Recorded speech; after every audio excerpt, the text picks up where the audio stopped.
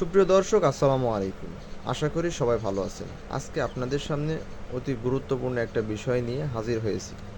আজকে আমাদের আলোচনার বিষয় হলো গরুর এলএসডি রোগ। আজকে আমরা জানব মূলত এলএসডি রোগটা কী, কিভাবে এই এলএসডি রোগ ছড়ায় এবং কিভাবে বুঝব যে আমাদের গরুটি এলএসডি রোগে আক্রান্ত। তো সুপ্রিয় দর্শক, চলুন কথা না বাড়িয়ে আমরা আমাদের ভিডিওটি ফিরে যাই। আমাদের ভিডিওটি ভালো লাগলে চ্যানেলটি সাবস্ক্রাইব করে রাখুন এবং পাশে থাকা বেল বাটনটি বাজিয়ে দিন, যেন ভিডিও ছাড়ার মুহূর্তেই আপনার কাছে পৌঁছে যায়। আমরা শুরুতেই জানব এলএসডি রোগ কী। এলএসডির পূর্ণরূপ হলো লাম্পি স্কিন ডিজিজ। এই রোগটি হলো একটি ভাইরাল রোগ যা মূলত গরুদের মধ্যেই ছড়ায়। এটি সাধারণত একটি বিরল এবং গুরুতর রোগ যা গরুর ত্বকে লোম সঙ্গী ফুলে ওঠা, চামড়া প্রদাহ এবং অন্যান্য সমস্যা সৃষ্টি করতে পারে। তাহলে এখন আসেন আমরা জেনে নিই এলএসডি রোগের কারণ কী এবং এই রোগ কিভাবে সংক্রমণ করে। এলএসডি রোগটি একটি ভাইরাসজনিত রোগ।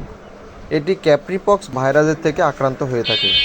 এই ভাইরাসটি গরুর মধ্যে সংক্রমণ সৃষ্টি করে, মূলত বাইরের জ্বালানির মাধ্যমে ছড়ায়, যেমন পোকামাকড়ের কামড়, আক্রান্ত গরুর সরাসরি সংস্পর্শ অথবা দূষিত পরিবেশ।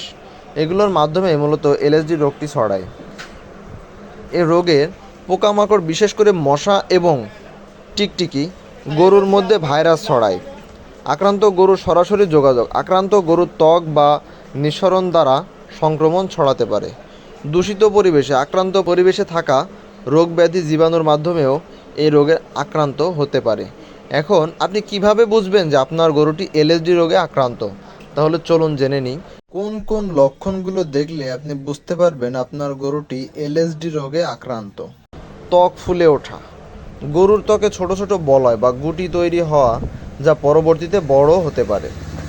ত্বকে লালচে ফুসকুড়ি এবং প্রদাহ দেখা দিতে পারে। আপনার গরুর শরীরে যদি লালচে ফুসকুড়ি এবং প্রদাহ দেখেন, তাহলে বুঝতে পারবেন যে আপনার গরুটি এলএসডি রোগে আক্রান্ত।